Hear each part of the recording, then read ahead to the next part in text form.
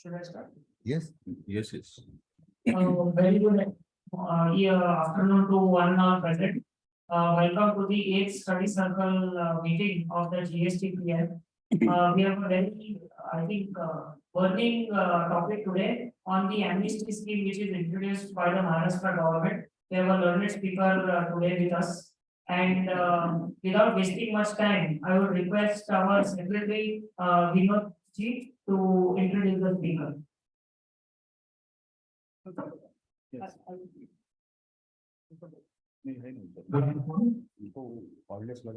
Today's speaker is Subhash Surte. He passed BCom from Pune University and LLB from Mumbai University.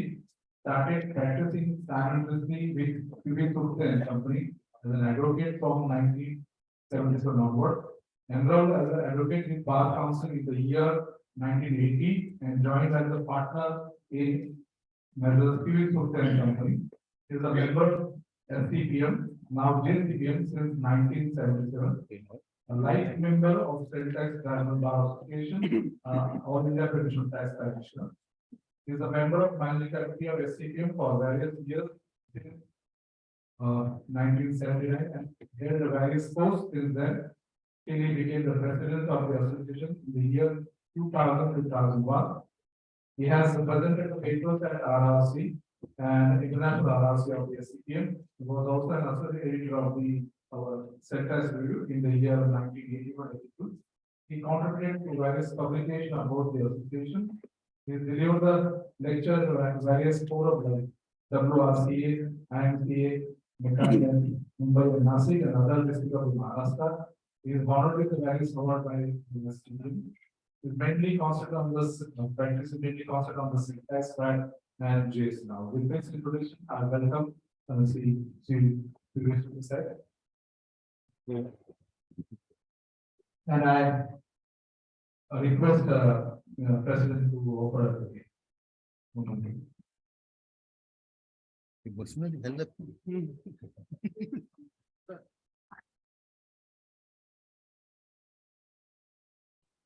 Thank you for the good show. Before we begin, I request the president to share a few words. Good afternoon. Overall physical present and virtual issue. It's always a pleasure. One of the Surtes is on the dais. Thank you. And as a speaker, I thank Sri Subhaji for accepting our invitation and readily agreed to speak on the Settlement Act, Maharashtra Settlement of Arrears Act 2023. I would like to thank him for giving this time out of his busy schedule. This I'll tell you the background of this amnesty scheme. Since September 2022, when the amnesty scheme was earlier launched by the department, which was going to be expired on 30th September. But we had been approaching the department and ministries also, finance ministry as well as we had met Chief Minister of Maharashtra State, but unfortunately we could not get that amnesty scheme extended. But was assured by them that we will have a better amnesty scheme in the budget. This they have kept the promise, and we had been following the commission, sir, or Rajiv Mittal, sir, for getting this amnesty implemented. And this blog, I would like to thank Sri Rajiv Mittal ji IAS for being positive in bringing this amnesty scheme. With regard to one more development of the Professional Tax Act, today we have been filing the returns and there is some issue in the website of the Mahavikas. We have been to Commissioner's office and Mahavikas Joint Commissioner also we met. As per that data, they say the returns are being filed. Yesterday, 15,000 returns have been filed, and today, till yesterday evening 7:30 p.m. they have received 82,000 returns approximately. They have the figures. They have the figures. And recently, if you compare with the previous year, last year, in the same time, 3 days means they had filed 70 returns were filed, 70,000 returns were filed. So total out of 5,50,000 approximately, they have the GST registered in Maharashtra state. And out of that, only 1,50,000 returns are being filed for the PTRC. So as per their data, they say ki so far we have received 82,000 returns till yesterday evening 7 p.m. And if you compare with the previous year, they had received 70,000 returns on 29th, 30th and 31st. So he said ki we are not interested in extension and there will not be any extension. So don't be on the hope of extension. Please do your work sincerely and get the work done of your PT. So just wanted to inform you about this, and I now hand over this mic to our Subhash Surte for delivering the lecture, and happy learning. Thank you very much. Thanks. Thank you, sir. Thank you. You have got caller mic. Put it off. Hello. Able to hear? Yeah. Yes. So. Thank you, Mr. President. Shri Sunil Kushlani ji, convener of the study circle meeting, Shri Dinesh Tamde, chairman he is, and convener Shri Umang Talati, for giving me this opportunity to present myself before this August gathering and allotting me this particular subject, which initially I thought that there is nothing to speak because this amnesty scheme is virtually nothing but version 2 of amnesty scheme 2022. But as I started studying it and comparing it, I found that there are some differences which are required to be highlighted. And then, of course, I had been to Pune yesterday and I met some people there, advocates, practitioners. They said that so far as initial queries were there as to whether there is amnesty for people who are having dues more than 50 lakhs of rupees. These were the basic questions which they were pondering upon. Then I said, let me, instead of cutting it short, because initially I thought that even I talked to Mayur Parekh, the present editor of the GSTR. He said, you give me something in writing. I said, what is there to give you in writing? Because everything has been said and done for amnesty scheme 2022. The trade circular has been issued. Clarifications have been issued by the commissioner. What more you want? And what you want me to expect me to write on that? He said, no, better you give me something in writing so that we'll publish in the review. I said, I promised him that, okay, let me think over, and having gone through this, I have decided that I'll publish an article on this amnesty scheme in the coming GSTR. Now, the topic for the study circle meeting is Maharashtra Settlement of Arrears Scheme 2023. Friends, the Honorable Finance Minister in his budget speech delivered on 9th of March 2023 refers to the words amnesty, which appears only once in the LA bill in section 4.2 of the said act. And that too in the context of the earlier amnesty scheme, that is amnesty scheme 2022. The word amnesty in the highlights of the budget speech appears at 3 times, which has been already published. So what is referred to in LA bill is not the amnesty, but the word highlighted is settlement. And settlement word appears in LA bill not less than 40 times. Now, the word settlement of arrears of tax, interest, penalty or late fee are being loosely referred to in common parlance as amnesty, even by the Honorable Finance Minister and the state government on the basis of the goal that is expected to be achieved. Therefore, the question arises as to what is the meaning of amnesty. I tried to ponder in the dictionary meaning, and the dictionary meaning of amnesty differs from context to context. In our context, it would be a fixed period of time during which people are not punished for committing a particular crime, like the government declaring an amnesty for the people who had not paid the disputed tax. Or it might be a decision by a government to forgive people who had committed a particular crime or illegal acts and not to punish them. The third meaning that appeared was the act of an authority such as government by which a pardon is granted to a large group of individuals. Now, in the statement of objects and reasons for LA Bill 9 of 2022, it was stated that a large number of cases involving outstanding dues and litigations are pending. In order to unlock the amount involved in the outstanding dues and reduce the old pending litigations, the government considers it expedient to provide for a scheme for settlement. The reason was the Goods and Service Tax Act has come into force with effect from 1st of July 2017, and prior to the implementation of the Goods and Service Tax Act in the state, various tax laws were in force, and some of the tax laws have been subsumed in the Goods and Service Tax Act.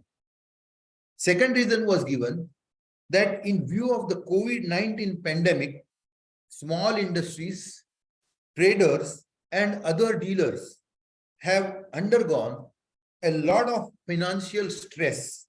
Therefore, the government considered it expedient to provide for a relief for such dealers. Now, coming to the statement of objects and reasons for the LA Bill 12 of 2023, presented on the floor of the Assembly on 20th March 2023, it is stated that a sizable portion of the recovery is locked under litigation. In order to unlock the amount involved in the outstanding dues and reduce the old pending litigations, the government considers it expedient to provide for a scheme for settlement. The reason which has been stated is as a relief to small industries, traders, and other dealers who are under financial stress. The government considers it expedient to provide a scheme and closure of old pending litigation. Pausing here for a moment, what does this mean now? Does it mean that the earlier amnesty scheme had failed, or the expected revenue from the government was not generated, or the pending litigation has not been reduced as per their expectations? Friends, I recollect that when the amnesty scheme 2022 was announced, the then editor of our mouthpiece journal, GST Review, Shri Dhabalbhai Talati, in March 2022 GSTR had raised doubt as to whether it was a tax concession or a penalty to the honest taxpayers. The said scheme appeared to be more liberal in nature than the amnesty schemes pronounced earlier. It was anticipated by him that the said scheme would be availed by many dealers and the arrears on account of tax, interest, and penalties would be reduced to a minimal. Only a few matters involving legal issues would remain pending before the higher forum. Now, this is what he had expected. The fact is, what has actually happened, or what is the outcome of the said amnesty has not been published so far. If anybody is having statistics as to what amount of litigation has come down, how much revenue the department has connected on account of amnesty, those facts and figures have not been published or have not come to us. But a person who asks for it from the commissioner under the Right to Use Act can definitely get that information. But I was personally not interested in getting that information. So I have refrained from doing that. It is for the government to recollect and find out what revenue they have earned and what litigation has come down. Secondly, the then editor in April 2022 of GST Review, Mr. Dhon, had mentioned that though the trade circular was issued clarifying few issues, the issue pertaining to the partial withdrawal of issues remained unanswered. It was expected that all appellate authorities should be instructed to decide the pending appeals expeditiously to enable the dealers to pay the balance amount under the settlement scheme. Our association had made a representation on certain issues like issuing instructions to the authorities to keep the recovery actions on hold till the amnesty scheme is put into operation. Because the amnesty scheme was to come in April, it was published. He said that we want authorities to hold the recovery actions till the amnesty scheme is implemented. Secondly, VAT liabilities arising after 30th June 2017 in respect of liquor dealers and dealers assessed under the Profession Tax Act, who are assessed in respect of the periods after 30th June 2017 in respect of the 6 commodities still covered under the VAT Act, are required to be considered in respect of the orders passed till the said amnesty scheme is in progress. So why restrict the amnesty scheme in respect of liquor dealers and profession tax dealers only up to 30th June 2017 was the issue which was represented before the commissioner. It was proposed to amend the LA bill to provide for option for issue-wise settlement of the dues.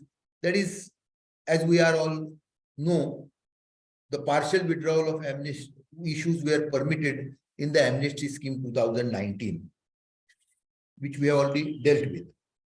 The fourth representation was clarification was sought in respect of the matters filed by the commissioner before the higher forum. Fifth, it was also suggested that a waiver from prosecutions also should be allowed where the dealers have been prosecuted and the matters are pending before the appropriate courts by suitably amending the bill. So we expected that the bill is to be amended so as to see that even where the prosecutions have been launched, those prosecutions pending in various courts should be withdrawn. Sixth was expeditious actions be taken to grant refunds where the dealers are claiming the refunds, and this would enable the dealers to adjust the said refunds. Obvious. So many refunds were pending. Disbursal.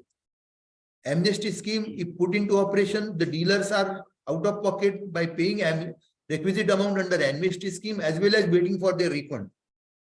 For early disbursal of refund, at least those refunds can be adjusted against the requisite amount, and the dealer can against the recovery, and the dealers can definitely opt for amnesty in respect of the balance demands up to 30th September 2017. So that was the representation made before them. You disburse those refunds as early as possible. Last representation was, once the issue is settled under the amnesty scheme, no summonses or notices be issued for recovery action from the economic offence streams. Also, In May 2022 sales tax GST review, the editor emphasized that the assessment orders passed during the COVID-19 periods raising exorbitant dues may be dealt with on priority basis and be culminated in some pragmatic or realistic dues, so that the dealers can think of opting for the amnesty scheme. I recollect in the meeting held on 29th of April 2022 at Swatantra Veer Savarkar Smarak at Shivaji Park, the commissioner had expressed his inability to amend the scheme and make the same issue based, maybe due to administrative convenience. Friends, I am not here to assess or comment upon the outcome of the amnesty scheme 2022. I am neither concerned with the statistics as to how much revenue was gathered through the same, nor how many appeals were disposed of to reduce the pending litigation. One thing I am sure, that nothing moves further without the recommendation of the head of the department, namely the commissioner. It is possible that having assessed themselves, they must have realized that ample litigation is still pending, where the dues are in the vicinity of around rupees 50 lakhs. The dealers litigating the issues were unable to opt for the amnesty by making payment of 50% of the disputed tax, because up to 10 lakhs, a lump sum option was provided. Why not consider that lump sum option up to 50 lakhs so that they can generate more revenue and more people will be inclined to opt for the amnesty? That was in mind. Hence, the present amnesty, the earlier threshold limit of rupees 10 lakhs has been raised to 50 lakhs so that those dealers can avail the amnesty by opting to pay lump sum 20% of the dues, thereby reducing the litigation.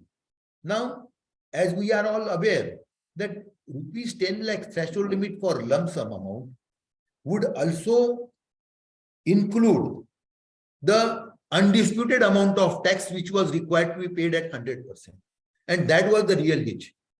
So if I have the undisputed tax amount of say 5 lakhs of rupees, I have to pay that 5 lakhs of rupees and then opt for the amnesty. Now, by raising that limit, and so far as that 50 lakhs limit is concerned, I had to pay 50% of the tax again. So this is the more advantageous thing which they have brought on record by raising the limit from 10 lakhs to 50 lakhs of rupees. So the people having disputed tax liability and the balance recovery of rupees 50 lakhs, even if that 50 lakhs includes undisputed amount of tax, I repeat, undisputed amount of tax, can avail a lump sum payment of 20% and come out of that amnesty, come out of the balance recovery. Another possibility is that since the new government has come and the municipal corporation and assembly elections are around, present government wants to add another feather in their cap. Campaigning that we have also done a lot for the trading community by granting them further concessions. This is a political gimmick. That is what I expect that the amnesty scheme has been brought in. Third possibility is the present government needs more finance to fund themselves for the numerous projects which they have undertaken, and of course to fight the coming elections tooth and nail, since they expect to remain in power for another 5 years to come. In any case, in this year of independence,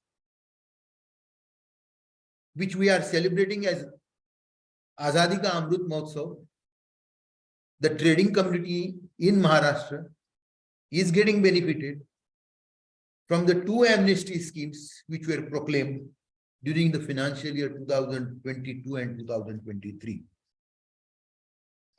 And the present government is now well known for his advertising, said about it even on news channels, that they are spending huge amount on advertisement expenses. And the slogans which they are putting up is Nirnay Vegwan, Maharashtra Gatiman, or Vegwan Nirnay, Vegwan Kruti. That is what we see every day, even on hoardings put up on bus. So, in a hurry to catch up with the slogan, the suggestions or the recommendations made by our association have fallen on deaf ears and have been overlooked and shelved. They could have easily considered the recommendations which we had put forth. When the commissioner denied that we are unable to bring any amendment in the bill which was already passed, they could have very well considered the suggestions made by our association in the LA bill which was introduced now. But then,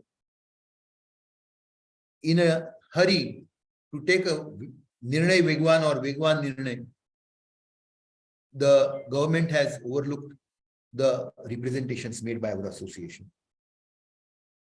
Within a span of 6 months, we have this version 02 of the amnesty scheme. Now, whatever comments I'll be making, mind you well that these comments are based only on the basis of the LA bill which has been introduced and called as LA Bill 12 of 2023. There has been no notification so far. The bill has not been converted into an act. Neither there is any trade circular issued in that regard. So it is purely the interpretation which I have made based on the earlier amnesty scheme and based on the trade circular which was issued earlier, namely 1 of 2023.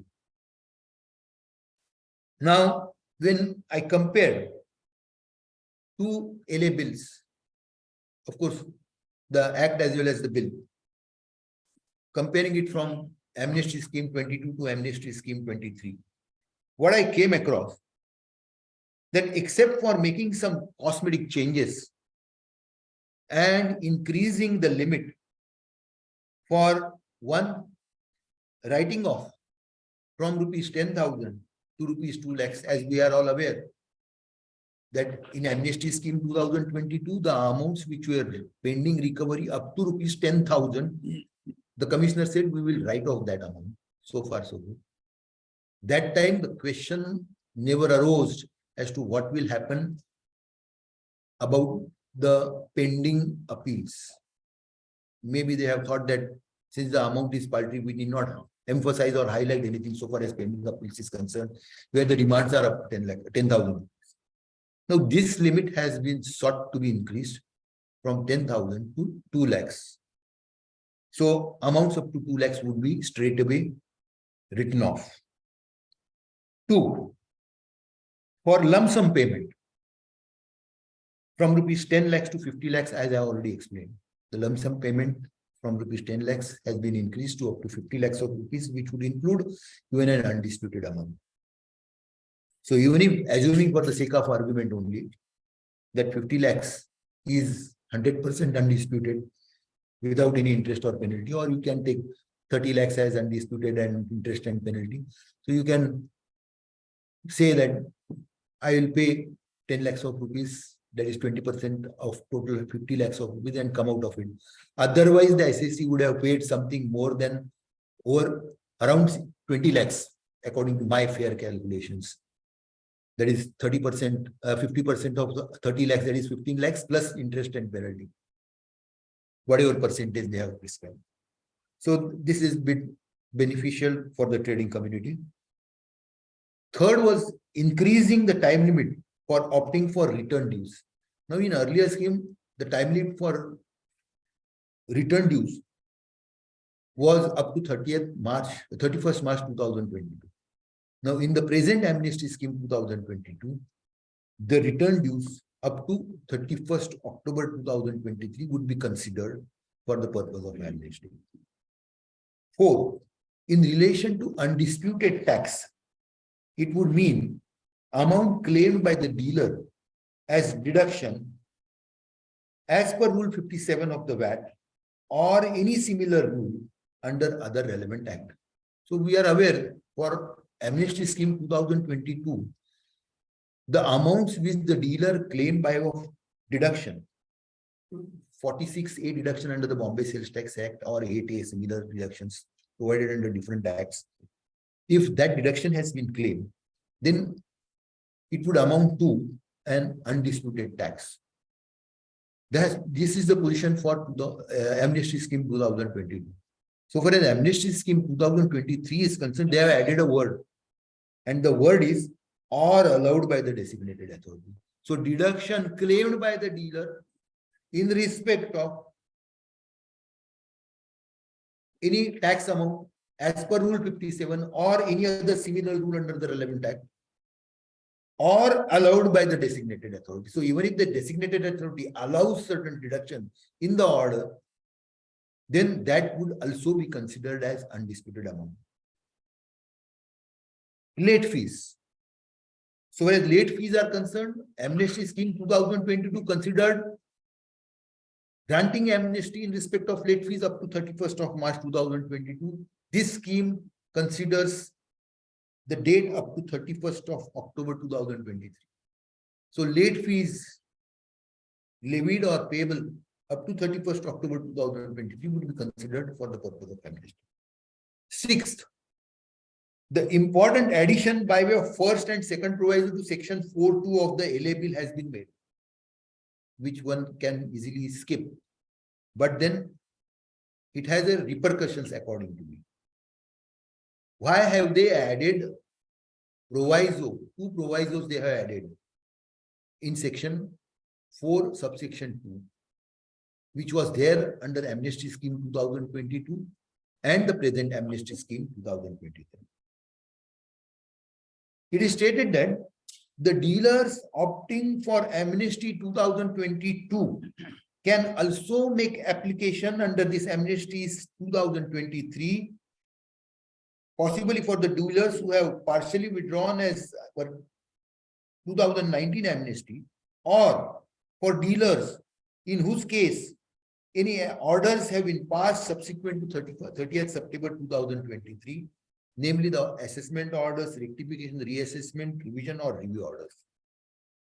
Now, Amnesty Scheme 2022 section 4.2 very well said that section 4.1 says yes, the person who had opted for earlier schemes can also opt for amnesty scheme. Similarly, the person who has opted for amnesty scheme for 2022 can again avail amnesty scheme 2023. That is what they wanted to highlight. And I was wondering as to in what respect this can be done if the SAC has already opted for amnesty, withdrawn his appeal, and the matters are closed. And second thought, I felt that it was possibly for the dealers who have partially withdrawn in the year 2019, but had not opted for amnesty in scheme 2020. They can rethink and opt for amnesty scheme 2023. That was the purpose for which amendment and those provisos have been added. Or where the assessment orders have been passed after 30th of September 2023. Of course, in spite of the fact that they have opted for amnesty in respect of any period for amnesty scheme 2022, those dealers will be allowed to avail amnesty scheme 2023 as well.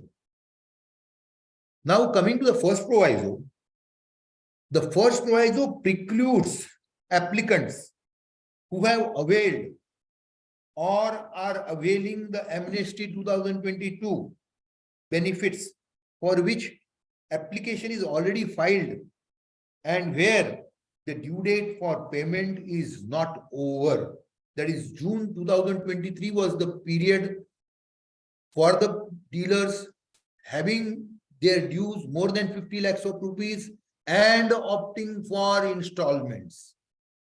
The first installment was immediately due by making 25%, and the rest of the installments were to be paid in 3 equal installment that is 25% each over a period of 3 quarters. And the third quarter would come over by this 30th of June 2023. And for that purpose, they have specifically stated that those people who have already opted for basically the installment facility, the first proviso precludes them from opting for amnesty. Second proviso states that the first proviso will not be made applicable in case of settlement order. In case the settlement order is under amnesty scheme 2022 is passed with or without providing the benefits so available. Now, second proviso states that, okay, first proviso will not apply, but in case having applied for amnesty, if their applications are being denied for any reason, then in that case, they can certainly opt for amnesty. That is why I have put it that possibly in cases of denial of amnesty 2022, or can opt for settlement in respect of the dues for any other periods or orders passed later on. So this is what I would like to highlight. Can you keep it outside? Yes, yes, sure, sure. I don't mind. I don't mind. Okay. Okay. So, yeah, it will be better. So, okay. So this was particularly okay. I'll take care not to move myself. Okay. It's okay. It's okay. It's okay. कदाचित ते त्याची बॅटरीमुळे issue होऊ शकतो. बॅटरीमुळे पण समोर मला वाटतं याच्यातही लावा. याच्यात आवाज येईल. बॅटरीमुळे पण इश्यू होऊ शकतो. त्याची कमी जास्त झाली असेल ना बॅटरी. बॅटरीमुळे पण इश्यू होऊ शकतो. असं ठेवूया ना इथे आवाज. You are audible, no? Everybody is audible, including the people who are online. Please. Don't need to. Okay. Seventh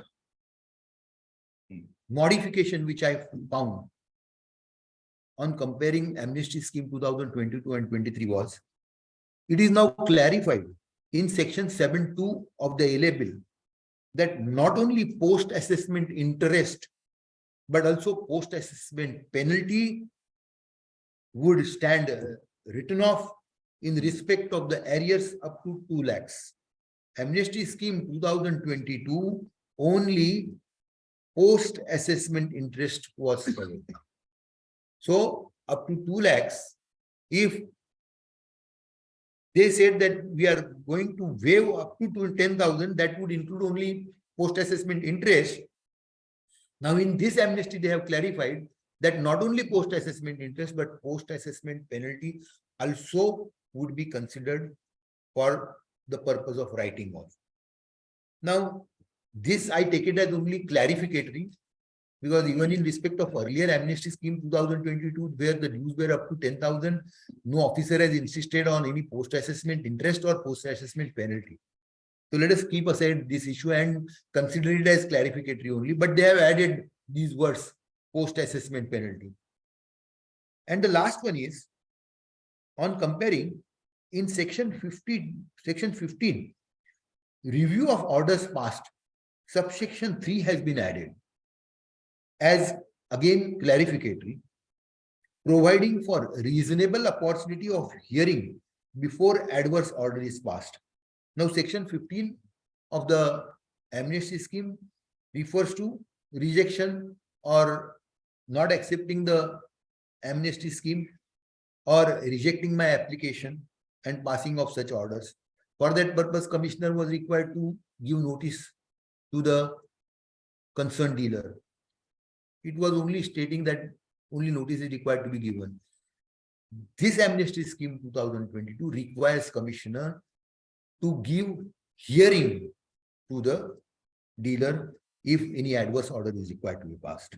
So this they have again added, according to me, by way of clarification, because if even in amnesty scheme 2022, it was contemplated that the commissioner to issue notice to the dealer, that no issuing of notice of no avail.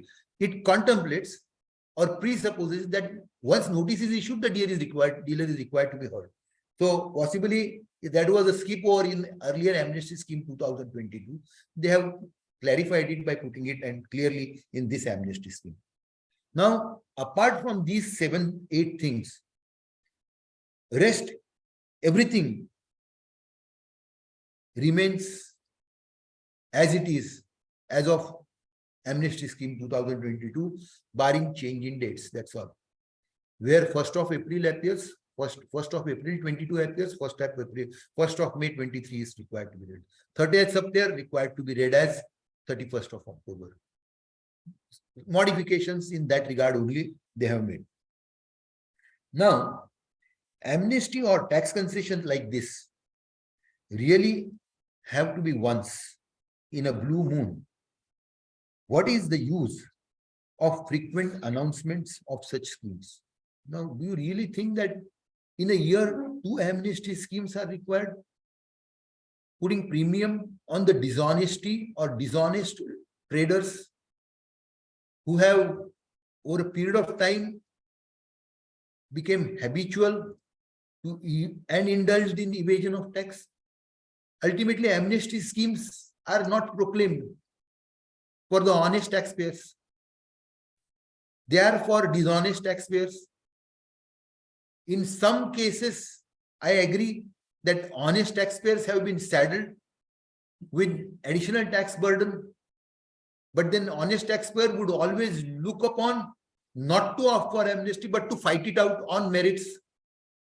Whether there is the tax demand is on account of difference in rate of tax or ingenuine disallowance of ITC claim. The honest taxpayer would always see that no, I will fight it out on merits. Why should I opt for amnesty? So basically the amnesty schemes are being proclaimed to protect and give liberty to the dishonest taxpayers and let them come forward so that the litigation, if any, they have is pending, that litigation can also get reduced. Now, tax amnesty have also many opponents because of the long-term effects on the society. Now, this does affect and leaves a long-term impact on the society in general. The main reason is that we must be all equal in terms of law and justice. That is equality before the law, which is guaranteed in the Constitution. Tax amnesty gives an advantage to those who break the law. People lose confidence in justice and punishments lose their effectiveness. So if a person is saddled with a punishment and then amnesty is granted, the punishment becomes ineffective. It leads to the decreasing the morality and increasing the crimes. The tax amnesty is a limited time opportunity for a specific group of taxpayers to pay a defined amount in exchange for forgiveness of a tax liability relating to previous tax period and without fear of any criminal prosecution. The present amnesty scheme should have been proposed withdrawal of pending prosecutions. No doubt that the tax revenues raised through these schemes are used for the well-being of the society at large and benefiting the state. But it encourages more illegal activities and injustice to the law abiders. Amnesty undermines the rule of law. Anyway, coming to the present amnesty scheme again, amnesty scheme 2023, it is stated that this act will be called as Maharashtra Settlement of Arrears of Tax Interest Penalty or Late Fee Act 2023, as stated, commonly referred to as Amnesty Scheme 2023. The state of Maharashtra has published LA Bill 12 of 2023. Then the act is to come whenever, of course, it is converted into act. The act will come into force from 1st of May 2023. Now, this act seeks to offer an amnesty for the pending dues pertaining to the period up to 30th June 2017. Now, this I'll be going through for the benefit of new tax practitioners or who had not experienced the amnesty scheme 2022. For their benefit, I am highlighting these issues and I'll be little going hurriedly so far as that aspect is concerned. The scheme applies to the dues pertaining to the periods up to 30th June 2017. We all know that what acts are being covered: the BST Act, Central Sales Tax Act, MVAT Act, Profession Tax Act, Works Contract Act, Right to Use Act 1985, Luxuries Act, MVAT Act 1958, MST Act 1958, Entry Tax Act 1987, and Entry Tax on Goods Act 2002 and Sugarcane Purchase Tax 1962. The key features of the amnesty schemes are: the applicant person is entitled to avail amnesty in respect of the arrears of the tax, interest, penalty, or late fee payable for the period ending on or before 30th June 2017 upon payment of the requisite amount. The term arrears has been defined and would include outstanding dues on account of tax, surcharge, additional tax, resale sales tax, and or by whatever name called and referred to in the relevant act. Any amount paid prior to 30th April 2023 against any statutory order or otherwise is not allowed by way of refund, but is required to be adjusted towards the undisputed tax, then disputed tax, then interest, then penalty, and then lastly towards the late fee. The remaining amount as on 30th April 2023 or demands raised by statutory orders even during the period from 1st May 2023 to 31st October 2023 for the periods up to 30th June 2017 are eligible for amnesty.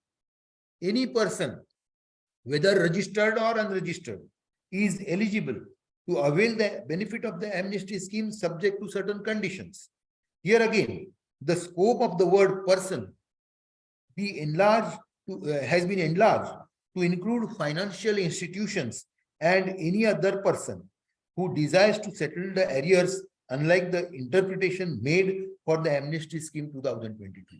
Now, the financial institutions were also covered by your clarification by your trade circular for the purpose of amnesty scheme 2022 as well, where the liability to pay tax is not continued.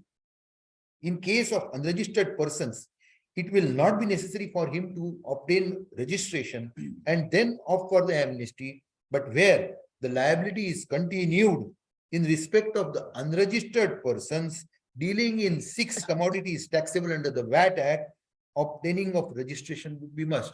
So which person should obtain registration and which person should not obtain registration? Depending on liability of that person, they can think of obtaining registration and then applying for amnesty, or they may not apply for registration and being unregistered dealer, since they have not continued the business after 30th of June 2017, can very well apply for amnesty scheme. An amount of rupees 2 lakhs or less remaining outstanding as on 30th April 2023 as per any statutory order pertaining to each financial year prior to 30th June 2017, it may be tax, interest, penalty, or late fees, are proposed to be 100% waived off, written off, including the post-assessment interest or post-assessment penalty on such written off dues. So, no recovery in respect of the balance dues remaining outstanding as on 30th of April 2023, which are below 2 lakhs for the period up to 30th June 2017.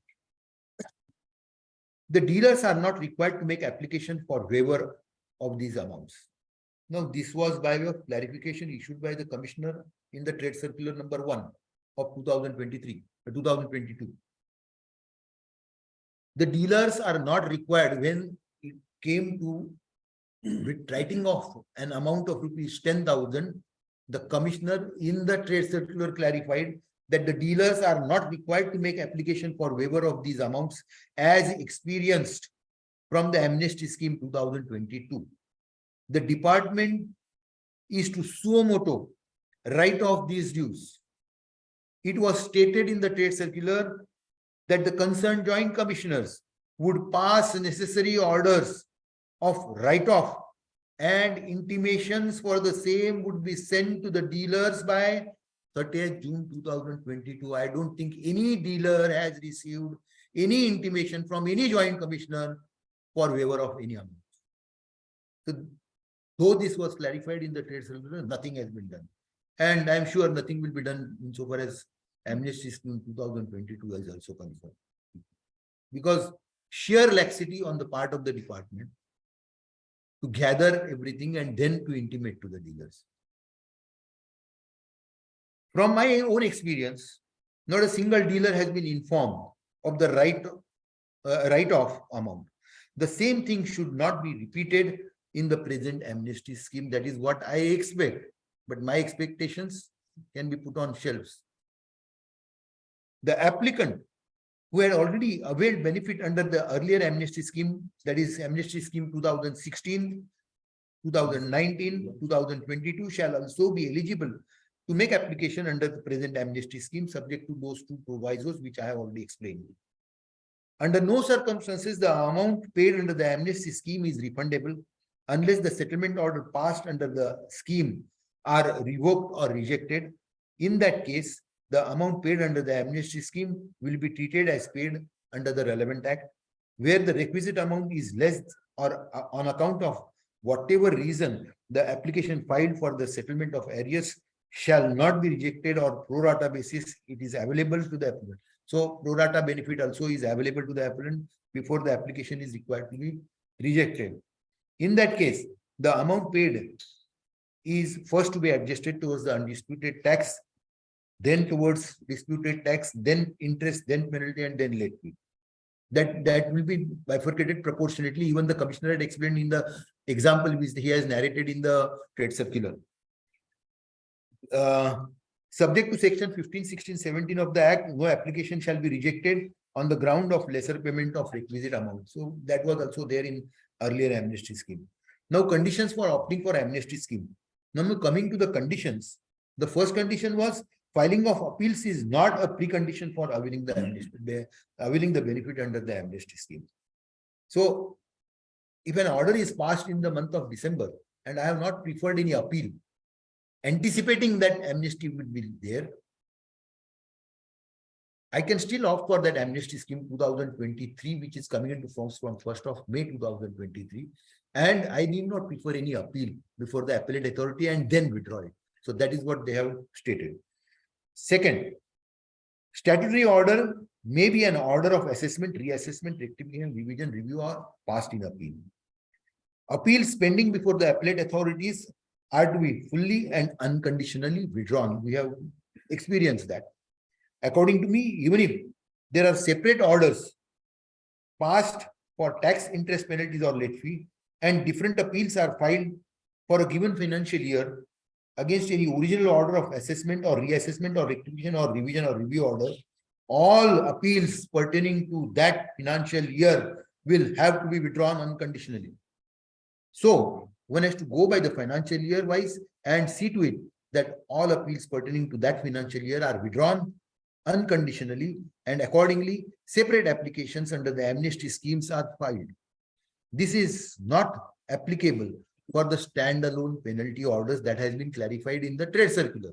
So if there is a standalone penalty order which is passed, say, under section 61 imposing penalty for late filing of VAT audit report or for non-filing of VAT audit report, then, and if an appeal has been preferred, then one can certainly, as against that standalone penalty order which is passed, you can certainly opt for amnesty.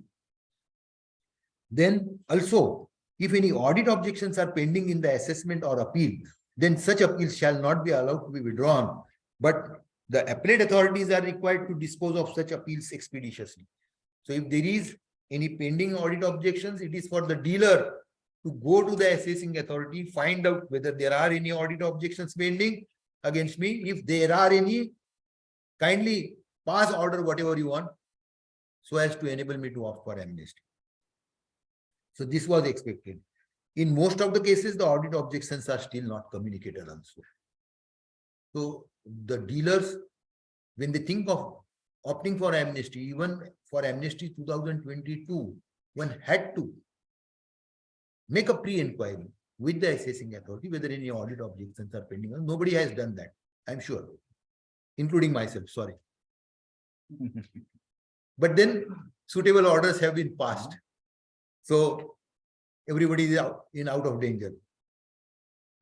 Fifth, where excess set off or input tax or refund under the local act is adjusted against the Central Sales Tax Act or Entry Tax Act and Entry Tax Act 2022, the requisite amount of the tax dues as per the statutory order would be an amount equal to the entry tax payable or the amount of set off reduced or denied under the local act, whichever is less. So we all know entry tax is a special act now. Again, the tax which is paid under the Entry Tax Act was allowed to be availed credit under the local act. And if I am disputing that entry tax itself or the denial of that credit of entry tax under the local act, then vice versa, they said that, okay, if you avail amnesty under the Entry Tax Act, so far as local act appeal is concerned, then you need not press the issue so far as availing of input tax credit or set off in respect of entry tax under the local act. That is what they expected. And another repercussion is if there are any dues under the Central Sales Tax Act only because that my refund under the local act was denied on account of input tax credit. So naturally the demand under the Central Sales Tax Act would be there. So if I say that, okay, I would like to now withdraw or opt for amnesty, so far as Central Sales Tax demand is concerned, naturally it was presupposed that the appeal under the local act filed under the VAT Act also is required to be withdrawn, vice versa. 6, where set off disallowance under the local act results in dues under the CST Act and the dues under the Central Sales Tax are settled, same thing which I have explained, under the amnesty scheme, then the appeal filed under the VAT Act will have to be mandatorily withdrawn. 7, where the state or department has filed an appeal. Now, this is another question which is required to be considered. The department at many times files appeal or reference in the appropriate forum, namely tribunal or say High Court, or maybe directly to the Supreme Court also. And the applicant desires to opt for amnesty scheme. In that case, once the amount disputed by the state or the department is settled under this act, there shall be no recovery in respect of the waiver granted, but the state may choose to contest the point involved in reference to the tribunal, High Court, Supreme Court on a substantial question of law without any further recovery after its decision. So what we gather from this is, if department has filed appeal against any order, then I have liberty to opt for amnesty. The recovery will not be made. But from the point of view of the department, if it is a substantial question of law which is being contested before the High Court or the tribunal by filing reference or Supreme Court, then department will be at liberty to contest that issue and continue litigation. But since you have opted for amnesty, even if the decision goes against you, no recovery will be made. This is what they have stated. Submission of acknowledgement of application for withdrawal. We know that submission of acknowledgement is sufficient for withdrawal of appeal. Then the requisite amount computed is to be paid in the form of challan, that is MTR 6. The last date for payment as under option 1. I'll just go highlight this issue. The last date for payment under option 1 would be 10th of October, 31st October 2023, and under option 2 would be 25% before 31st October 2023, and remaining amount in 3 equal quarterly installments subject to maximum of 9 months from the date of application. Under both the options, the application under the scheme can be filed during the period from 1st of May 2023 to 14th of November 2023. So under option 1, if I am not opting for amnesty, the last date for payment and opting for amnesty would be 31st October 23. And of course, the application can be filed before 14th of November. And if I am opting for installments, I have to make payment of 25% before 31st October 2023 and remaining amount in 3 equal installments before 30th September 2023. It would be October 23, then naturally 3 quarters from October onwards. So it will be 24, December 23, March 24, and June 24. It will be June 24 in that case.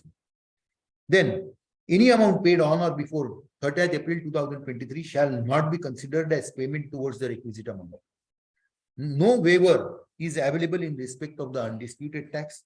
The applicant is entitled to the waiver of disputed tax, interest, penalty, or late fee to the extent as prescribed under the amnesty scheme.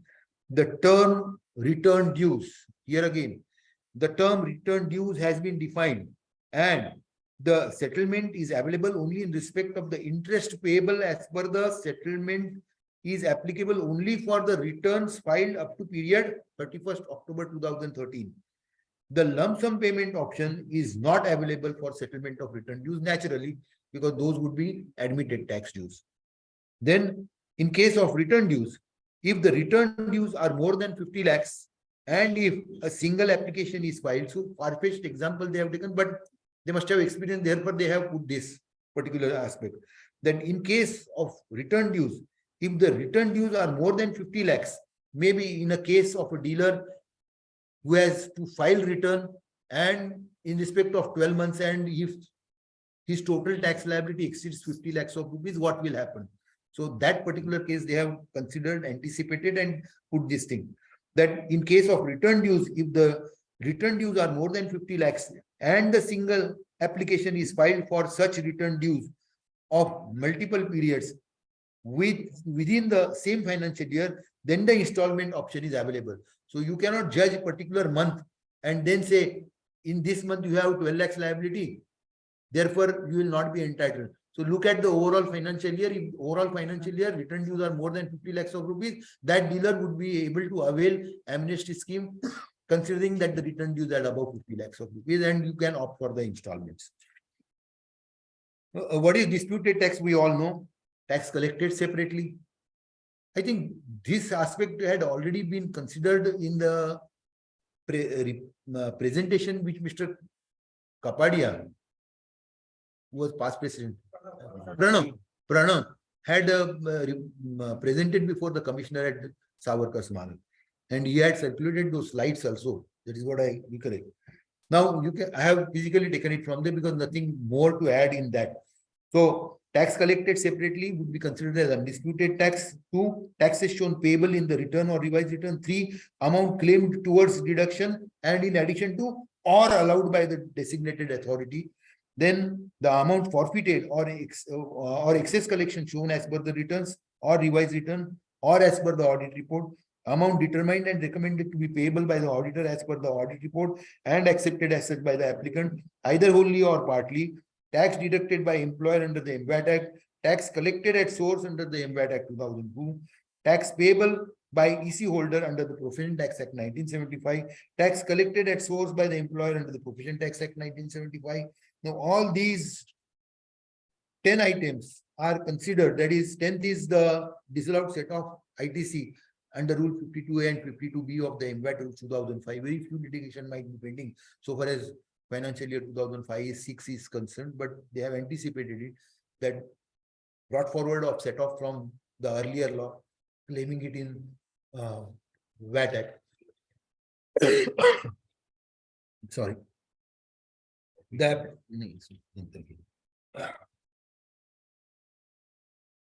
applicant is expected to pay 100% of the undisputed tax while computing the requisite amount under the amnesty scheme. It may also be noted that there is no waiver in respect of the undisputed tax except when the requisite amount is paid under the lump sum option by paying 20% under the Settlement Act. That I have explained. That now the 10 lakhs used to cover, if I opt 20% of 10 lakhs, that would also include undisputed tax. Now 50 lakhs also would include undisputed tax. Now, few examples of disputed tax also I have considered. It can be one, disallowance of tax. Two, disallowance of ITC, it should be disallowance of ITC. Then additional tax demand on account of non-production of declarations or forms, disallowance of claims of branch transfer, high C sales, tax-free sales, exports, deemed exports, sale in transit, etc. 4, demand on account of dispute in rate of tax. 5, enhancement in gross turnover of sales or purchases. 6, disallowance of claim of labor charges or similar other deductions disallowed under the relevant act. 7, tax levied on service tax portion. In case of worse contract, dealers paying tax under the composition scheme. So, Shivnani must be interested in this particular tax levied on service tax portion.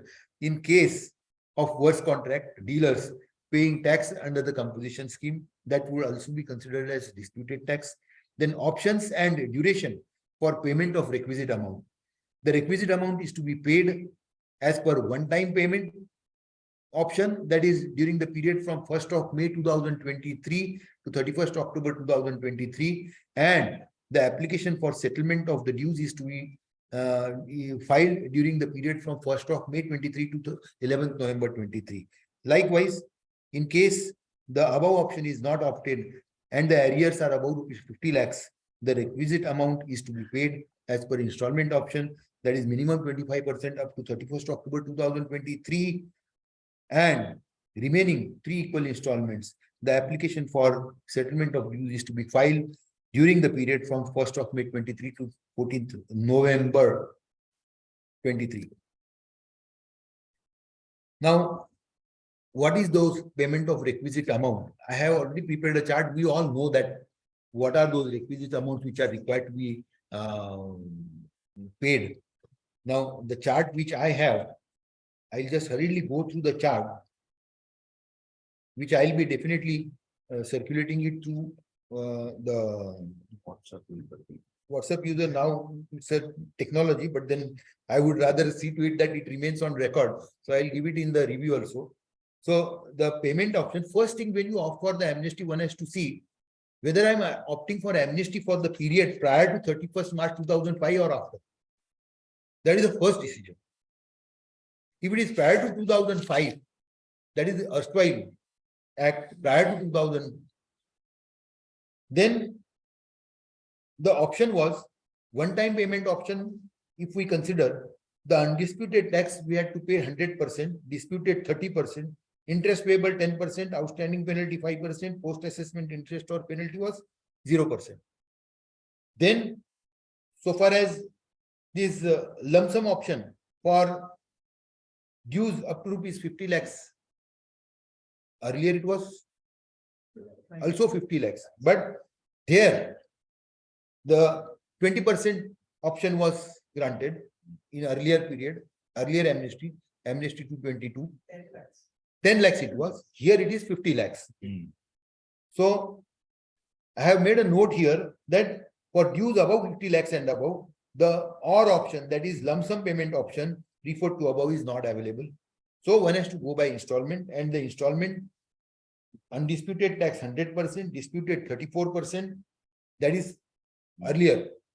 Again, that has remained same. When I say earlier, let us not compare with amnesty 2022 and amnesty 2023. The percentage has remained the same, except the lump sum limit of 10 lakhs to 50 lakhs. Rest everything remains same. I was just on procedure that one has to find first whether I would like to opt for amnesty prior to 2005. And it was, if it is after 1st of April 2025, the chart I have prepared is the similar chart, that undisputed 100%, disputed 50%, interest payable 15%, outstanding 5%, and accordingly avail waiver. Then similar, when you opt for lump sum option up to 50 lakhs of rupees, you have to pay just 20% of it. And if you opt for installment, the installment option prescribed even for amnesty scheme 2022, that you have to pay 56% of disputed tax, 100% of tax, 15% of interest payable, outstanding penalty 5%, post-assessment interest penalty 0%. Now, the thing which they have little bit differed is in respect of late fees. Now, these late fees, which were, of course, erstwhile prior to 2005, we did not consider late fees. Late fees came after 1st of April 2005. So, in a chart which is prepared for after 1st of April 2005, they have considered that the late fees payable for returns filed up to 31st October 2023. So even if you file returns up to 31st October 2023 and late fee is levied, there would be a waiver in respect of late fees which would be levied or leviable up to 5% and remaining for 95% would be waived. This is what they have. Now, earlier amnesty scheme 2022 prescribed that the late fees payable for returns filed up to 31st March 2022 only. So this is what they have improved on. 10 मिनिटात मी issues cover करतो. I had some issues also. There are some questions also raised. Let one. Okay. I had some issues now. Issues are rather only two issues, which I require that they are required to be highlighted. What happens to the dues below rupees 2 lakhs? As I was highlighting, 10,000 के नीचे का तो waive कर दिया.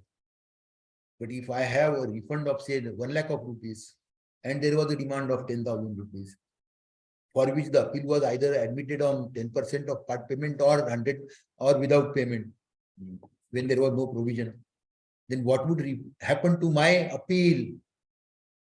You have waived that 10,000 rupees. So far, so good. That 10,000 rupees has been increased to 2 lakhs now. There may be a demand of 2 lakhs and refund of 20 lakhs of rupees pending before the department by filing appeal. What will happen to my appeal? I agree, I don't have to withdraw my appeal. But 2 lakhs rupees would be waived permanently. So if I succeed again, they have to refund me that 25 lakhs of rupees or 20 lakhs of rupees, whatever refund I am claiming. So the department cannot say that demand has been waived. Now what is there in appeal? So I'll just dispose of that appeal. Your demand was below 2 lakhs of rupees. So I'll just dispose of that appeal for non-attendance or something like that. And you keep quiet. No, that they cannot do. That clarification is necessary from the commissioner. Another clarification which I say, that clarification is necessary on insertion of the two provisos, that is 7(3) of the LA bill. The two provisos which I have considered, what are the possibilities which the commissioner say, and let them give the examples also in respect of the first proviso and in respect of the second proviso, and clarify for the benefit of the tax practitioners and the traders rather. Friends, almost all these issues were clarified by the Commissioner of Sales Tax under Trade Circular 1 of 2022 dated 20th April 22. The same can be utilized for guidance, for interpretation of any provision on the said act, including the examples. So, Amnesty Scheme 2022, whatever circular was issued by the Commissioner, one can take it as a guiding principle and then interpret this Amnesty Scheme 2022. Now, so far as my comments are concerned, the comments are a bit harsh, no doubt. But I would like to emphasize from this platform, friends, if the BJP and Shiv Sena government, I don't know whether I should call it Shiv Sena or BJP government, because Chief Ministries of Shiv Sena, though they are having lesser, what do you say, ministers, and BJP, they are having more ministers. Still the Chief Ministries of Shiv Sena. So should we call it Shiv Sena BJP Yuti or BJP Shiv Sena Yuti? The question that has always perplexed me, how to call them. Really wish whoever, whatever you call, BJP Shiv Sena BJP, if this government really wish that the present amnesty becomes successful, जो भी नाम दो कबूल कर लेंगे. Present amnesty becomes successful, then what is required to be done. And the government should take this seriously and issue instructions and see to it that they are scrupulously followed. One, they should keep all recovery actions on hold till the amnesty scheme comes to an end. Till 31st of October 2023, all recovery actions should be stayed, including that of attachments and everything. So we have filed representation. Thank you. But it was made earlier also. It has gone unheard. The liquor dealers, same representation. And dealers assessed under Profession Tax Act, what crime they have committed. If they have been dealing in the 6 commodities which they are dealing and are still covered under VAT Act, why restrict them from opting for amnesty only up to 30th June 2017 is the issue. So let them come forward, amend, do whatever they want. If you want more revenue to come, liquor dealers, I hopefully feel that they have the more revenue. And even the state government is earning more revenue from them. So there should not be any complaint. So far as including liquor dealers under this amnesty, even up to the period till any orders passed till 31st of October 2023. Then third thing is complete waiver from pending prosecution matters should be allowed. Fourth, concentrate on pending refund applications and dispose them off within stipulated time. So my pending applications for refund has to be considered and disposed of within time limit so that the amount of refund can be utilized for adjustment and the dealers can come forward voluntarily to opt for the amnesty so as to reduce the litigation. Fifth, provide an option for issue-wise settlement of dues. That also must have been represented, but then earlier also it was represented. Still, I feel that the government should seriously think of bringing an amnesty which is issue-based and allow partial withdrawal of appeals, unlike Amnesty Scheme 2019. 7. Concentrate on action to be taken like assessments, rectification, reassessment, revision, review, audit points, and timely completion of the same. So, if the matters are pending, assessment or assessment orders have been passed, not served, many times it happens for years together, they don't serve the assessment orders. And one fine morning, they say that order was already passed on such and such a date. Now, what is to be done? You prefer appeal or opt for amnesty. So, they must concentrate.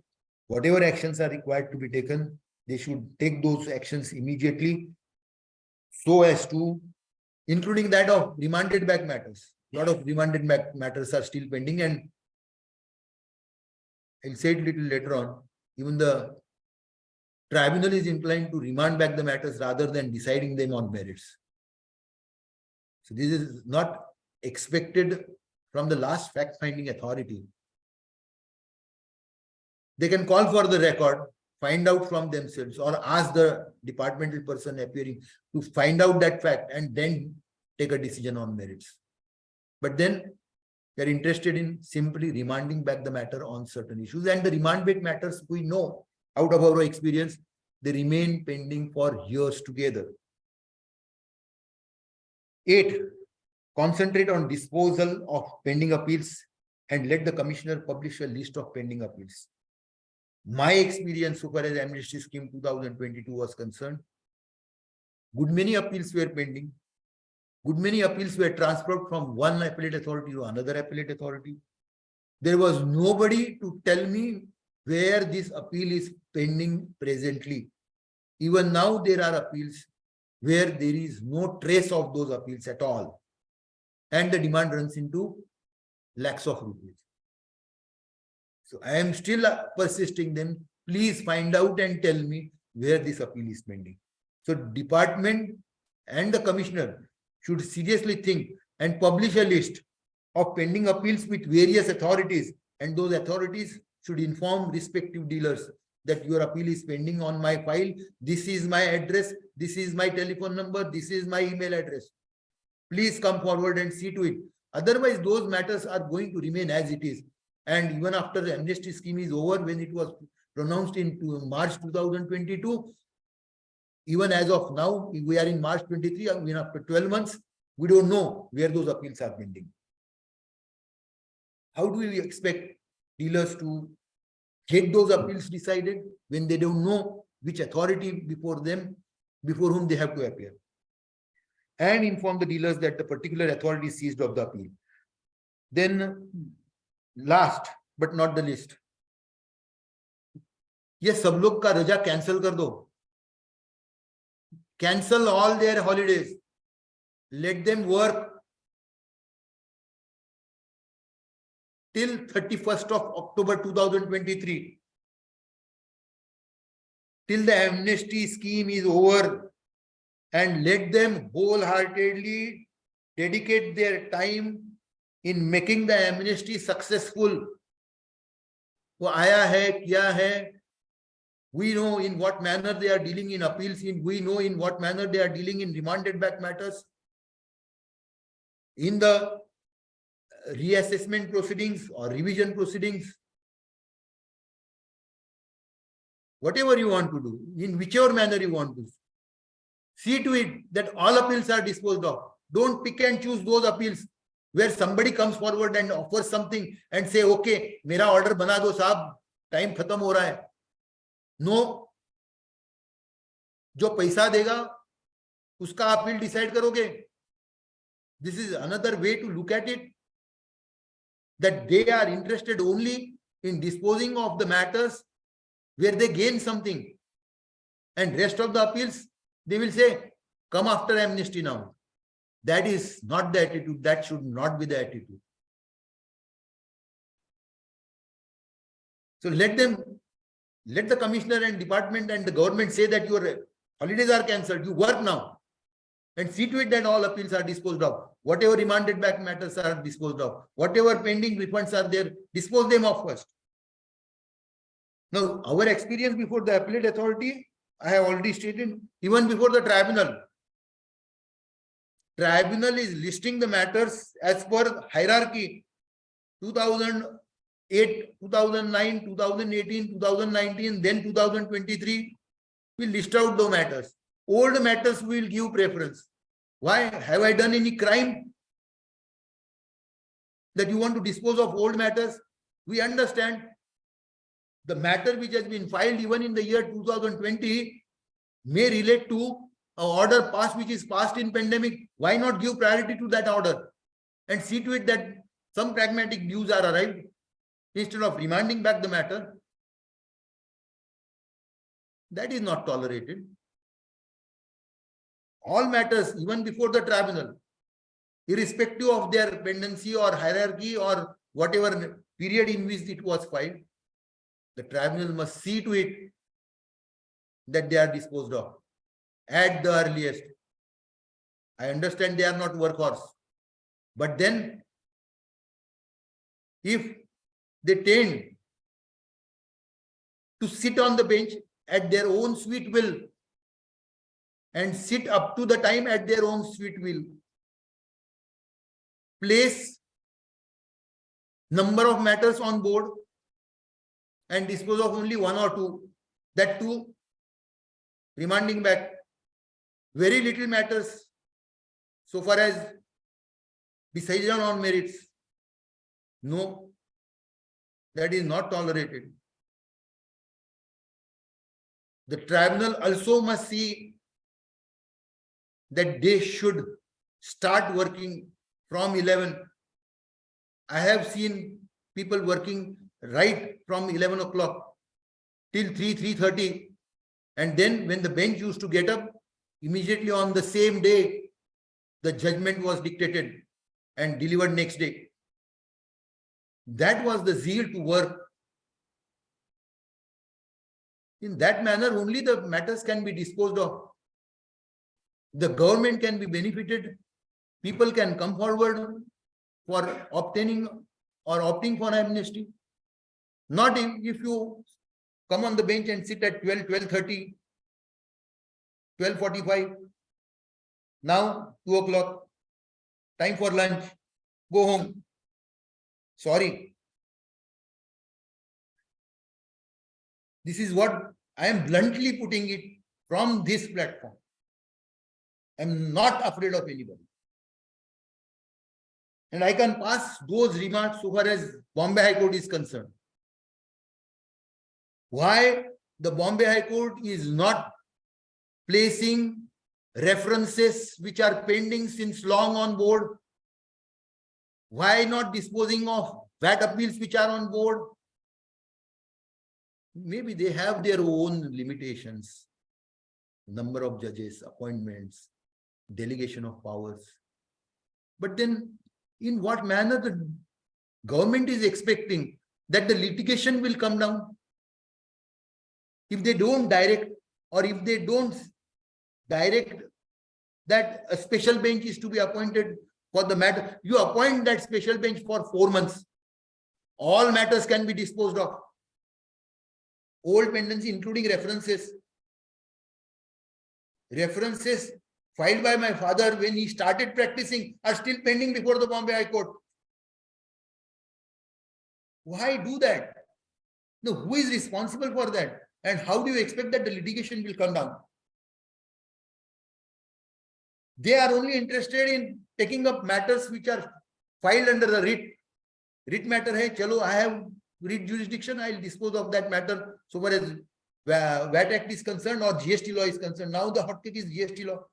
So many writ petitions were filed, and that is why on 8th of February 2023, the judgment was rendered by the Bombay High Court that no, don't come to us now by way of writ petitions. Go to the appellate authorities, file writ petitions, including that of the point which is to be disputed on the question of on the constitutional validity of particular provision. Don't come to us. There are limitations, I can understand. And I don't say that the High Court is sitting at 1 o'clock or 12:30. They start sharp at 11 o'clock. They get up at 6 o'clock, and if the matters are 5 o'clock, and if the matters are continued, they sit up to even 6 o'clock. With that zeal, but they have limitations of members.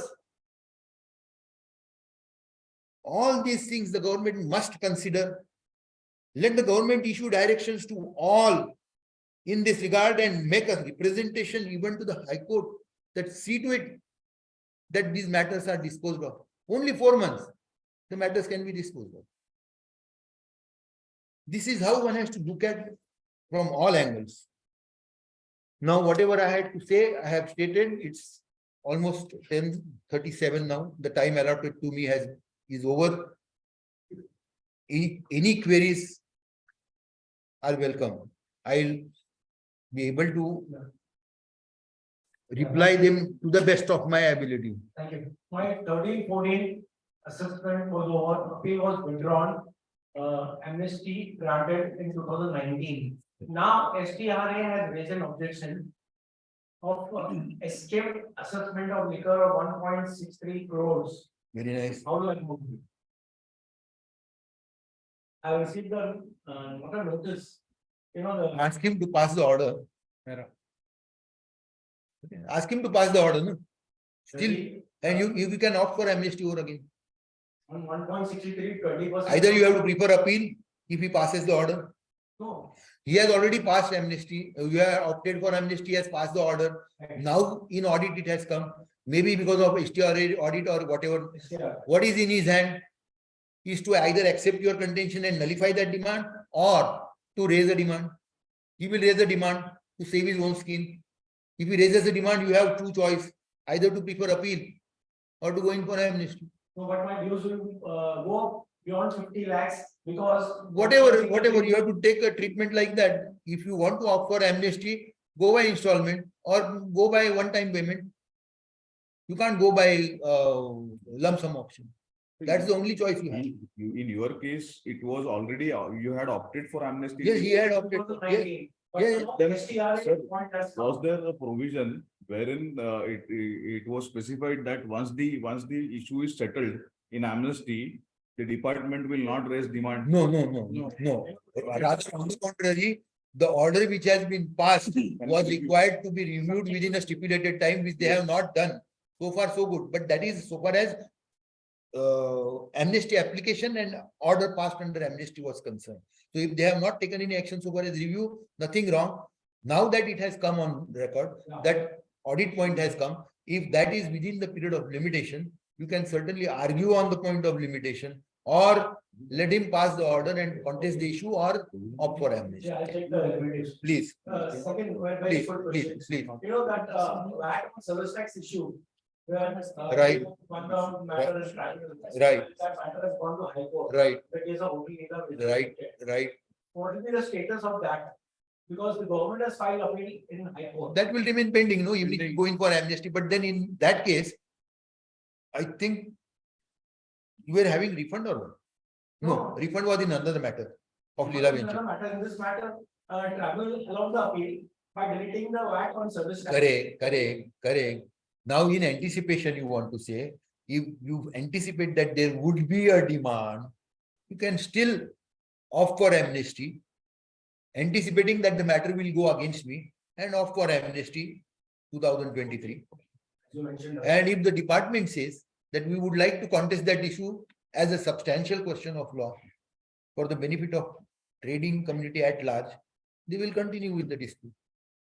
Sir, Thank you. here, So I have no go but to contest that sir, and appear before the court whenever the matter comes. sir, I have one supplementary question in this regard. Yes, please. Yeah, I have one supplementary question in this regard. Suppose if department is an appeal in the High Court, Right. maybe in reference to Right. before the tribunal, and I have Right, a demand Right. which is settled. Now still there is a provision which you referred by giving the lecture, that department will contest the issue Right, involved in right, the right. in that matter correct. and get it decided on merits, merits, on the basis whatever. of provisions of Whether law. it is But in their my- favor or against. Yeah. Yeah. So my question is this, that dues are settled. Right, So cause of action has dissolved. sure. Will court entertain such kind of litigation where there is no cause of action in existence? See, so far as revision, suppose reference is there, filed by the commissioner, or appeal is there. So appeal under the VAT Act could have been preferred on a substantial question of law as well as on facts. So far, so good. Appeal or references to be filed by the commissioner under the erstwhile law, where under section 61 of the Bombay Sales Tax Act. And those references were only on the question of law, not on the question of fact. Whatever it may be. So whereas question of law is concerned under erstwhile law, if a reference is filed before the commissioner, the High Court is duty bound to answer that question.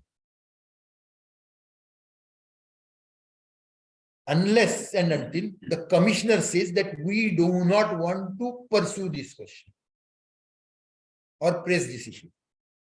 And we will press this issue in an appropriate matter.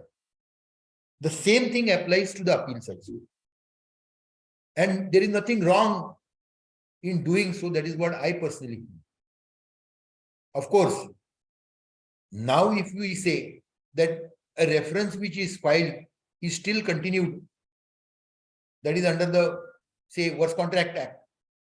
In one of my matters recently, a builder from Pune came to me and said that my reference is pending before the High Court filed by the commissioner. What am I to do? He wrote a letter I gave him the working and said that you make payment, about crore of rupees coming, then you make the payment. And not for amnesty if you want. He never came back to me. In spite of the fact that I gave him the working, etc. Fine enough. Aaj nahi to kal. Matter is pending before High Court.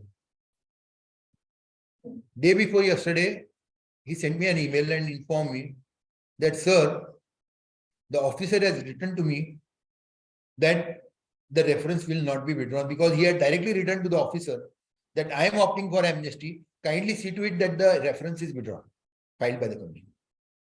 And a letter was written to him by the deputy commissioner that we are not going to withdraw. I had referred this matter to the joint commissioner legal.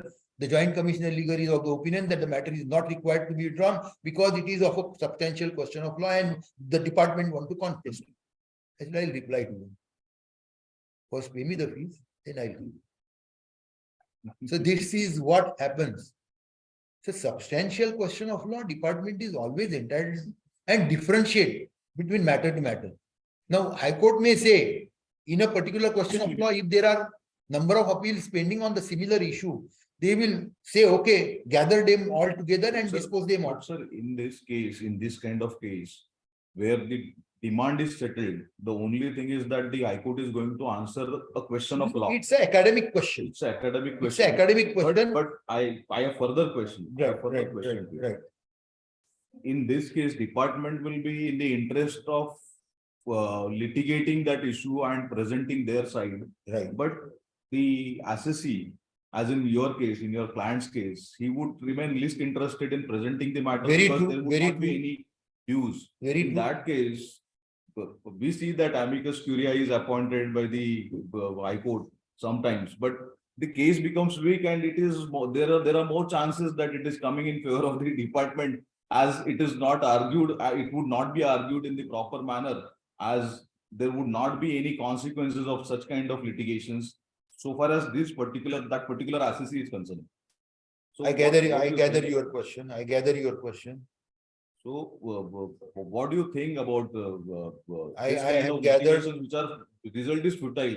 Followed, Futile for that particular petitioner or the appellant, followed. but so this kind of, Basically, yeah. the judges sitting in High Court are not interested in finding out what is the stake involved and whether it is to be given in favor of the department or in favor of the assessee.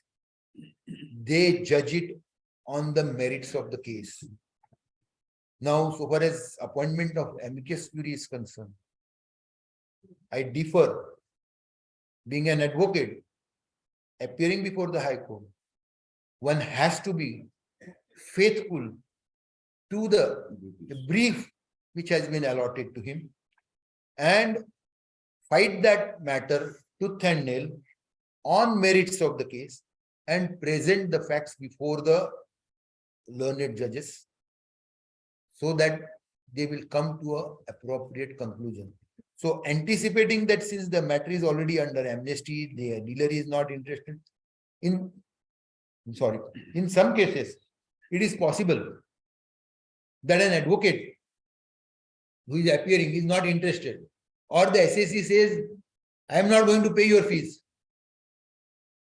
A person who reverted back to me after a year, if the matter is placed down the line for another 5 years to come and comes up on board, do you think that Mr. Surte will go there and argue the matter, or XYZ advocate go there and appear in that matter without accepting the fees? And in that case, if the assessee says, sir, I have already opted for amnesty, like Chatpar I was doing, but then Chatpar Sahib I should, but then I just recollected him.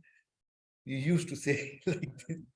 But then in what happens, in that case, even if the assessee doesn't pay your fees, as an advocate, it is your moral duty to appear before the court. Since you are advocate on record, it is your duty to argue the matter to the last and on its merits. And don't give up such matters. Never. Everything cannot be judged and equated in the balance of law, whether the assessee is paying for my fees or not paying for my fees. Don't do that. And you can certainly bring such cases to me. I'll see to it that I'll fight them out with tandem. Questions, sir. Umang, you are asking questions. Assessee, even if he doesn't say, I don't want to pay you, unless the assessee comes forward and says, I don't want you to be advocate on record, I withdraw my letter of authority. Till then, one has to justify. As an officer of the court, you can argue. Even as an officer of the court, you can argue. Yes, of course, of course. You can address the court. Yes, of course. As an advocate, But then that is what he was referring to as appointment of amicus curiae. The judges may ask somebody to help them to understand the issue and then give a decision. They are interested in giving the decision which should be conscious to their mind and which is just and proper or as per law. Even Bakal Nama in the same court will say you're a lawyer. Of course, of course, of course. See, it is the prerogative of the High Court. Please, Mr. Guthe sir. First appeal. First appeal authority है, allowed by state in the course of Right. the first plea. Okay. In the second one, before the judge, obviously it's issued. Right, There are cases. right, sir. But in meantime, the department has tried the state's applications. Yeah. Against that second appeal. Right, sir. Objected for withdrawal and then ministry application. Right, The last ministry. right, right, right. Withdrawal amnesty. Follow. Now, whether I can find you now apply for withdrawal amnesty. Without waiting for tribunals. Order on the withdrawal. That's not my. Let us go step by step. A miscellaneous application has been filed by the department requesting what? Requesting what? Disallowance. This is self-clear. That's all. They have not requested the tribunal that amnesty is to be withdrawn. They have not asked tribunal to withdraw the amnesty. No. I have followed. I am coming one by one. So in the miscellaneous application, department has no right to argue before the tribunal that my amnesty application or order which is already passed is to be withdrawn. It is an independent act. Amnesty 2022, independent act, independent procedure is followed, has to be followed. So far as cancellation of that particular amnesty order is concerned. If the amnesty order is passed, say on 31st of October 2022, the department still is within their powers to review that order, and after giving you the hearing or issuing you the shock cause notice, they can still withdraw the amnesty. Am I right?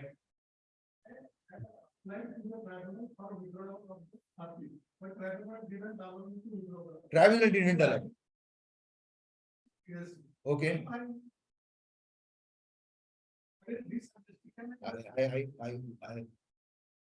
Then I have not heard you correctly.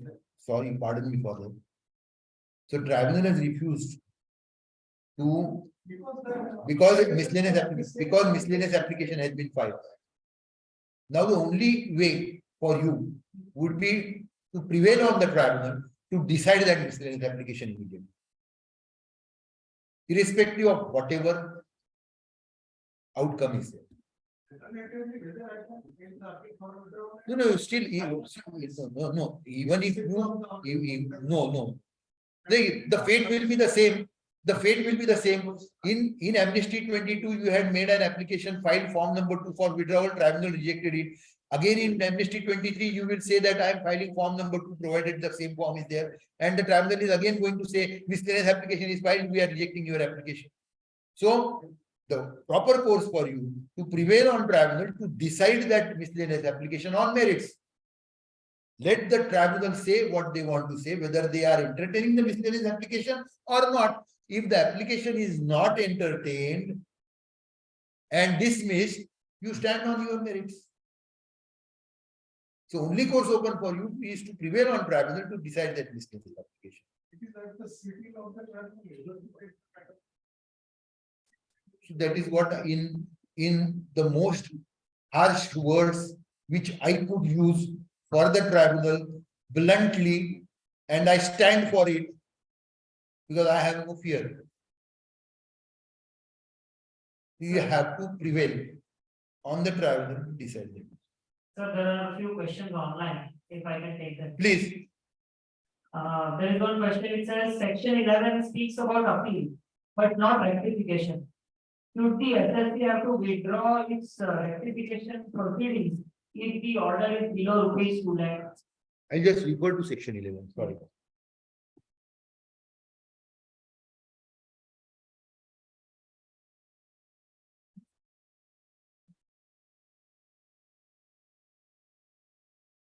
Yes, tell me. Yes, he says that section 11 speaks about appeal, but not rectification. Should the SSC have to withdraw rectification proceeding if the order is below rupees 2 lakh? Right. So I believe what my understanding is, there is an order which is below 2 lakh, he has applied for rectification. Followed. The rectification has got to be decided first. Yes. That's the answer. Okay. So if in rectification, is the SAC anticipating refund or anticipating more dues? It cuts both ways. So he has to first get the rectification application decided and then opt for the future course. He's asking probably, I think he wants to close the matter, probably may not be Follow. forcing refund. And maybe some municipal amount because it is for 2 lakh, I think he's pursuing that, can he withdraw the rectification application, just forget about. Follow. Even if the order is passed, raising demand below rupees 2 lakhs, that would be waived off. Yes. Then I think one question is raised for partial withdrawal of appeal and apply, I think that. No, partial withdrawal not permitted. Then, there is one question, few dealers have been receiving notice for financial year 17-18 for payment of interest under section 50. Is this GST? GST question must be. So I think we restrict ourselves, because it's not the. 17-18, that is financial year he is saying, Ah, but it has to be either 17-17. June month. Well, one quarter he must be anticipating, 1st of April, June, 1st of April to 30th of June 2017 he must be referring. But then what is the question? Interest 50 could Will it be- Section he must have quoted incorrectly. Section is correct. Will it be also be considered to be waived off up to 2 lakhs? Can Yes, we yes, give them reference of amnesty now in there? But then it is, the amnesty is up to 30th of June 2017. So any orders passed subsequently up to the period 30th June 2017, any demand, if the demand is below 2 lakhs, it will be waived off. Then we have unregistered liquor dealer since 2016 till date, can he opt for amnesty? Unregistered liquor dealer. Registered liquor dealer, he has to obtain registration and then opt for amnesty because he is continued under the VAT Act, this GST Act I think there after is 30th June. a follow-up. You are the retailer of liquor shop. I think answer. is Same, there. same. Below limit can be. Right. I think, You have to obtain registration basically. I think that is about it. There are no other questions, there are some comments, but no other questions. Okay, thanks a lot. Yeah, thank you. Thank you, sir. With this, I think a very well deserved vote of thanks. I request Pradeep Bhai to give vote of thanks. Before Pradeep Bhai offers vote of thanks, I am happy to see so much of members remaining present in person. 70 were there, I- 75. No, but in presence, I am saying. So in these days of virtual hearing and even the Supreme Court is insisting, Chief Justice is also insisting that there has to be Physical. virtual hearings if possible. And personal appearance should be dispensed with. I am happy to see so many members sitting in front of me. Thank you very much for giving me this opportunity. Thanks a lot. Pradeep Bhai. Share चाहिए. Good afternoon. I'm really surprised that I have been given this opportunity. This is only, I think, the respect that is to Surte sir that I have to propose a vote of thanks. I'm really grateful. And what Surte sir just now said that he's happy to see so many people, but I think on the virtual also, there are so many on online also. This is only because, sir, because you were there and you were talking about that. Oh. So, yeah, and see, people, I can see whenever you were talking, there was that image behind of PV Surte, that boldness and the straightforwardness पे मुझे किसी के डर नहीं है आप जो भी है मैं बोल दूंगा यहाँ पर on the platform tribunal हो या high court हो whatever. I have to carry that legacy. That's that I'm happy that you are carrying and yet even as your other people are also carrying it. I am very happy. We have Aditya also, who is also very bold and he is also very straightforward. So thank you very much, and all my people who are here and who are there online also. So thank you very much, and thank you, President, for giving me this opportunity. And I would request everyone to carry this. I share. बोलो. With this, I'd like to thank everyone. Yes, 6 May को there is a announcement.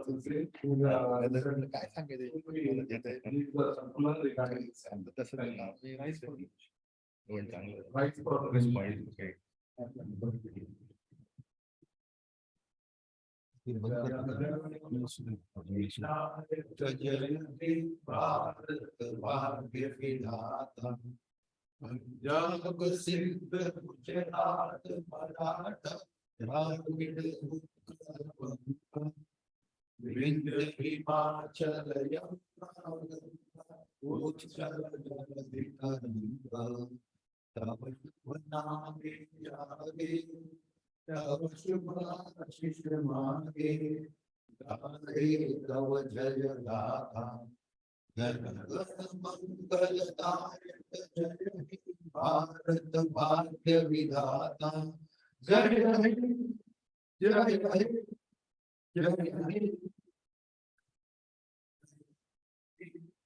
Bharat माता की जय. Thank you.